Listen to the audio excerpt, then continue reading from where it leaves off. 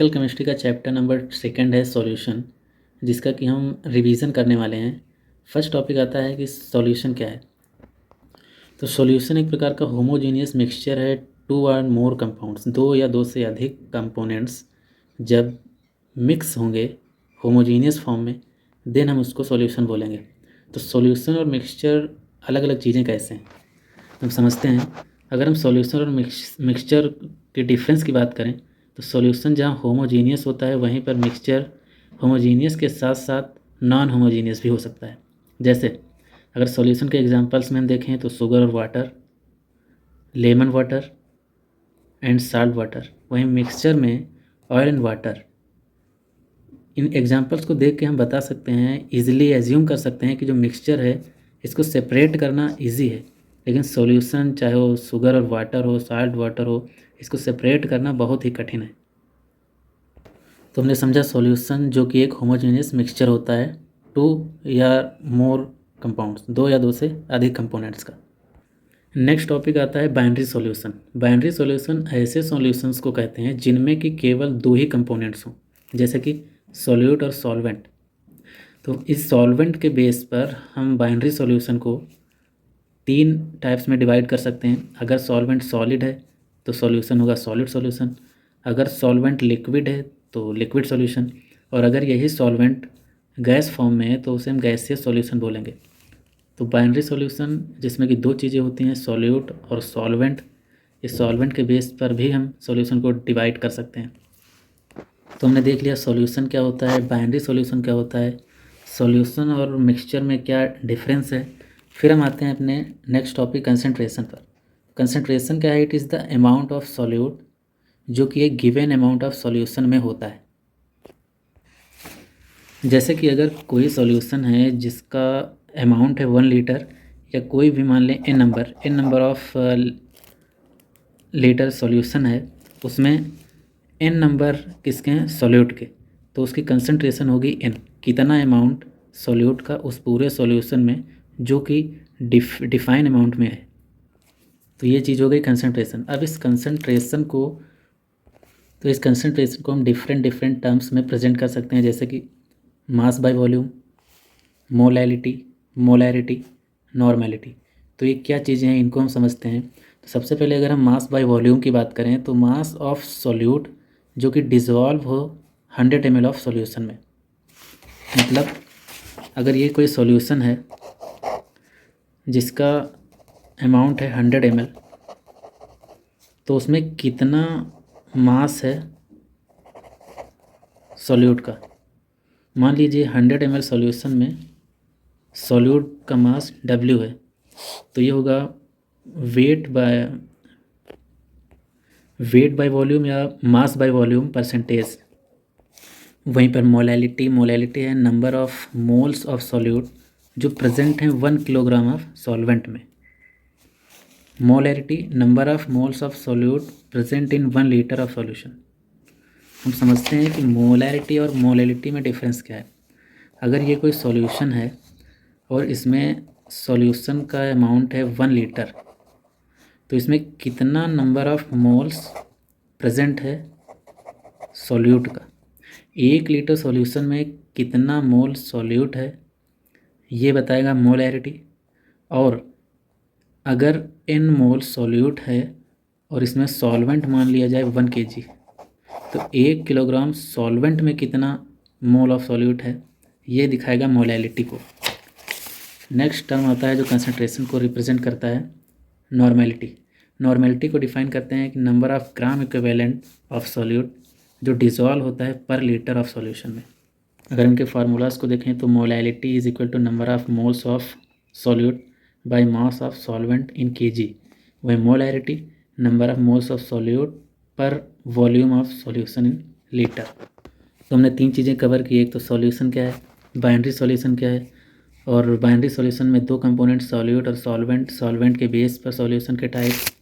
वहीं कंसंट्रेशन क्या है और उसके कंसंट्रेशन को वेरियस टर्म्स में हम रिप्रेजेंट कर सकते हैं, mass by volume, molality, normality. तो सॉल्यूशन, बाइनरी सॉल्यूशन, कंसंट्रेशन। इसके बाद हम बात करने वाले हैं सॉल्युबिलिटी के बारे में। सॉल्युबिलिटी क्या है? It is the maximum amount of solute that can dissolve in solvent at a specific condition of temperature and pressure. मतलब टेम्परेचर और प्रेशर की एक स्पेसिफिक कंडीशन, मान लीजिए टेम्परेचर T और प्रेशर P पर कोई सॉल्वेंट है जो कि है N kg या Nml, उसमें हम कितना ज़्यादा से ज़्यादा सॉल्यूट को डिज़ोल्व कर सकते हैं इस टेम्परेचर और प्रेशर की कंडीशन में। किसी सॉल्वेंट में हम कितना सॉल्यूट डिज़ोल्व कर सकते हैं कोई प्रेशर और टेम्परेचर की एक डिफाइंड क्वांटिटी में। तो इसी सॉल्युबिलिटी के बेसिस पर जो सॉल्यूशन है उनको हम सैचुरेटेड सॉल्यूशन, अनसैचुरेटेड सॉल्यूशन और सुपर सैचुरेटेड सॉल्यूशन में डिवाइड कर सकते हैं। अगर हम सैचुरेटेड सॉल्यूशन की बात करें तो ऐसे सॉल्यूशन जिनमें कि हम उस टेम्परेचर और प्रेशर की स्पेसिफिक कंडीशन में सॉल्यूट का और ज़्यादा अमाउंट डिज़ोल्व नहीं कर सकते हैं जितना कि उसकी सॉल्युबिलिटी में है, लेकिन हम इस सॉल्युबिलिटी को अफेक्ट कर सकते हैं, इंक्रीज़ या डिक्रीज कर सकते हैं डिसोल्यूशन के प्रोसेस पर। अगर डिसोल्यूशन प्रोसेस एंडोथर्मिक है या एक्सोथर्मिक है। एंडोथर्मिक है मतलब कि वो एनर्जी एक्सेप्ट कर रहा है, और एक्सोथर्मिक है मतलब एनर्जी रिलीज कर रहा है।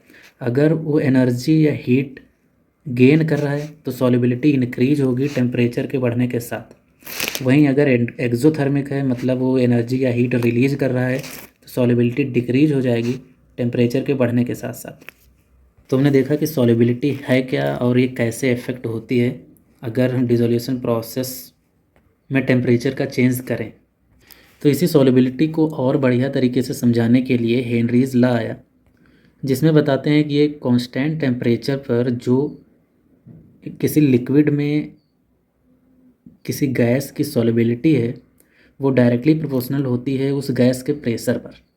मतलब अगर किसी सॉल्यूशन में ये लिक्विड सॉल्वेंट है और इसमें हम गैस को डिज़ोल्व कर रहे हैं तो वे कांस्टेंट टेम्परेचर T पर जो इसकी सॉल्युबिलिटी है सॉल्यूशन की या इस गैस की सॉल्युबिलिटी ये डायरेक्टली प्रोपोर्शनल होगी गैस के प्रेशर पर।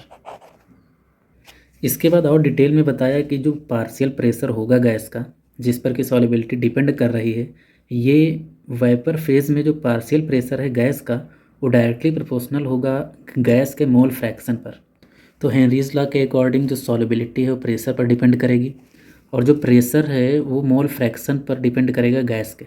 इससे एक फैक्ट निकल के आया कि अगर वोलाटाइल सॉल्यूशन है मतलब किसी सॉल्यूशन में जो कंपोनेंट हैं वो वोलाटाइल नेचर के हैं, अगर उनमें हम कोई नॉन वोलाटाइल सब्सटेंस ऐड कर रहे हैं तब जो सॉल्यूशन का वेपर प्रेशर होगा तो ऐड करने के पहले वो सॉल्वेंट या फिर जो वोलाटाइल सॉल्यूशन था उसके वेपर प्रेशर से कम होगा। जैसे कि मान लेते हैं कोई सॉल्यूशन है जिसमें कि दो कंपोनेंट हैं जो कि वोलाटाइल नेचर के हैं, तो इसका वेपर प्रेशर होगा कुछ और कुछ होगा वेपर प्रेशर इसका। लेकिन कोई ऐसा कंपोनेंट हम इसमें डाल रहे हैं जो कि नॉन वोलाटाइल नेचर का है तो इसका वेपर प्रेशर होगा ही नहीं उस टेम्परेचर की कंडीशन में जहाँ पर कि ये अपना वेपर प्रेशर रखते हैं। तो हेनरीज लॉ के बाद राउल्ट्स लॉ आया और राउल्ट्स लॉ ने यही बताया कि अगर कोई वोलाटाइल लिक्विड का सॉल्यूशन है तो उसमें जो कंपोनेंट हैं या फिर वो सॉल्यूशन है वोलाटाइल नेचर वाला उसका पार्शियल प्रेशर जो होगा वो ईच कंपोनेंट के मोल फ्रैक्शन पर डिपेंड करेगा। Means for volatile liquid solution the partial pressure of each component is directly proportional to its mole fraction. तो राउल्ट्स ने बताया कि अगर सॉल्यूशन में दो कंपोनेंट हैं ए और बी तो इनका जो पार्शियल प्रेशर है ये डिपेंड करेंगे इनके मोल फ्रैक्शन पर।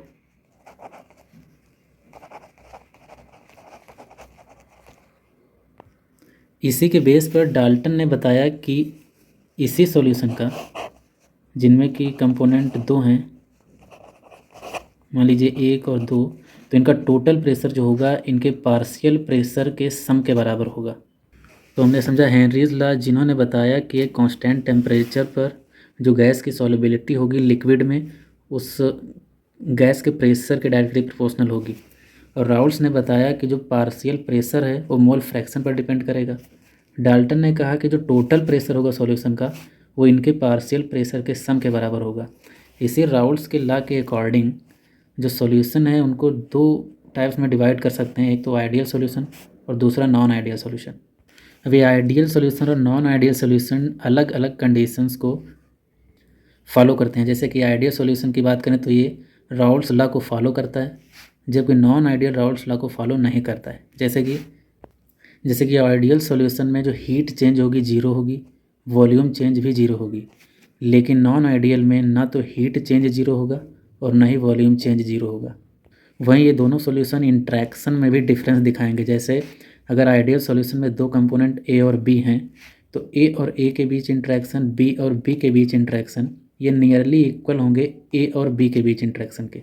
जबकि नॉन आइडियल सॉल्यूशन में सेम कंपोनेंट के बीच का इंट्रैक्शन इक्वल नहीं होगा डिफरेंट कंपोनेंट के बीच इंट्रैक्शन के। इन्हीं कुछ कंडीशंस के बेस पर नॉन आइडियल सॉल्यूशंस को डिवाइड किया गया टू टाइप्स में, जो एक दिखाएगा पॉजिटिव डेविएशन और दूसरा जो कि दिखाएगा नेगेटिव डेविएशन। अगर हम पॉजिटिव डेविएशन और नेगेटिव डेविएशन को समझें तो पॉजिटिव डेविएशन दिखाने वाला सॉल्यूशन जो है उसका वेपर प्रेशर ज़्यादा होगा जो कि राउल्स लॉ के अकॉर्डिंग प्रेडिक्ट किया गया, जबकि नेगेटिव डेविएशन में वेपर प्रेशर राउल्स लॉ के अकॉर्डिंग जो प्रेडिक्ट प्रेशर है उससे कम होगा। जबकि पॉजिटिव डेविएशन दिखाने वाला सॉल्यूशन में इंट्रैक्शन जो होगा ए और बी के बीच वो कम होगा ए और ए या फिर बी और बी के बीच।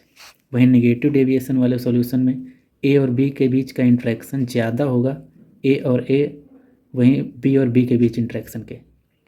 तो हमने समझा राउल्स लॉ है क्या, फिर डाल्टन्स लॉ के अकॉर्डिंग टोटल प्रेशर जो होगा वो पार्शियल प्रेशर्स के सम के बराबर। राउल्स लॉ के according ideal solution, non ideal solution. Ideal solution जो कि ये कंडीशंस फॉलो करें, वहीं नॉन आइडियल सॉल्यूशंस जो कि दो टाइप्स के होते हैं, पॉजिटिव डेविएशन दिखाने वाले और नेगेटिव डेविएशन दिखाने वाले। नेक्स्ट टॉपिक आता है कॉलिगेटिव प्रॉपर्टीज़ ऑफ सॉल्यूशन। तो सॉल्यूशन की कॉलिगेटिव प्रॉपर्टीज़ क्या हैं? ऐसी प्रॉपर्टीज़ जो कि डिपेंड्स करती हों सॉल्यूट के पार्टिकल्स नंबर पर। मतलब सॉल्यूशन की वो प्रॉपर्टीज़ जो कि डिपेंड हों नंबर ऑफ सॉल्यूट के और इन पर कोई इफ़ेक्ट नहीं होगा कि उस सॉल्यूट का नेचर क्या है। जैसे कि जो कॉमन कॉलिगेटिव प्रॉपर्टीज़ हैं उनमें relative lowering of vapour pressure, elevation of boiling point, depression of freezing point और ऑस्मोटिक प्रेशर। तो इन कॉलिगेटिव प्रॉपर्टीज़ ऑफ सॉल्यूशन को हम नेक्स्ट वीडियो में समझेंगे।